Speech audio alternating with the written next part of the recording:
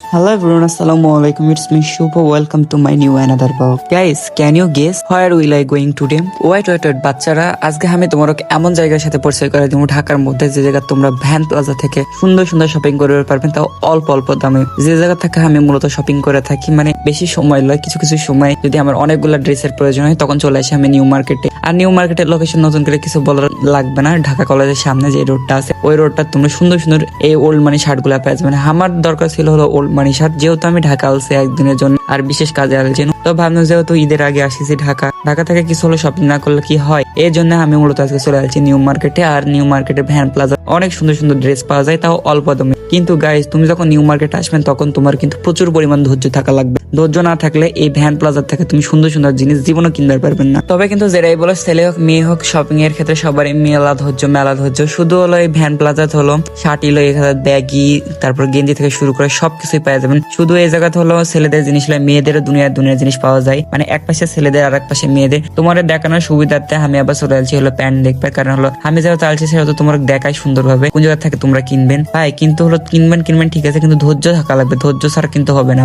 আর তোমরা জানেন গাইস, আমি মেলা মোটা, এই জন্য হলো আমার জিনিসপত্র কেনার পর সবকিছু ফিটিং করা লাগে। আর যদি আমার ফিটিং করা একদমই পছন্দ না, কিন্তু কি আর করবো গাইস, আমি যেহেতু মেলা মোটা, ফিটিং ছাড়া তো আর আমার হয় না। আর এই জায়গাতে আমার হলো কিছু মোজার প্রয়োজন ছিল, আর আমি এত পরিমাণ মোজা লাভার গাইস, একটা মোজা আমার একবারে বেশি পড়তে একদমই ভালো লাগে না, এই জন্য আমি প্রচুর পরিমাণ মোজা কিনি। এই জায়গা থেকে কয়েকটা মোজা কিনে লিছি, লেয়ার পর চলে আসনো হলো এইদিকে কি সুন্দর সুন্দর বোতল ছিল। তারপর আমি ভাবলাম দেখি যদি এর থেকে কম দামে জুতা পাওয়া যায়, জুতাও কিনে নিবো, কারণ একটা জিনিস তো বেশি দিন ইউজ করা যায় না। আমার আবার একটা হলো বিগার আছে, সেটা হচ্ছে হলো একবার ফটোশুট করার পর সেই জিনিস আর পড়তে ভালো লাগে না, যদিও কন্টিনিউ পরি, কিন্তু ওরা পরে দ্বিতীয়বার ফটোশুট করি না একদমই। যাই হোক, এই দিক থেকে কি সুন্দর সুন্দর জুতা দেখছে, জুতার দাম ভালো মেলাই চাওছে, দামাদামি করে পাই না। তারপর এদিকে চলে আসছি কিছু টি শার্ট দেখবার জন্য, কারণ অনেকদিন ধরে টি শার্ট কেনা লাগতো, আর টি শার্ট আমার কিনাই হচ্ছে না। তো ভাবলাম যেহেতু আলছি, যার থেকে কম দামের মধ্যে যদি কোনো টি শার্ট পাই ভালোর মতো, তাহলে কিনে নি। তারপর একটা টি শার্ট পছন্দ হয়ে যায়, টি শার্ট দামাদামি করতে বাঙালি দামাদামি করবো না করলে কি হয়। তারপর 300 টাকা দিয়ে একটা টি শার্ট কিনে ফেলে দিন।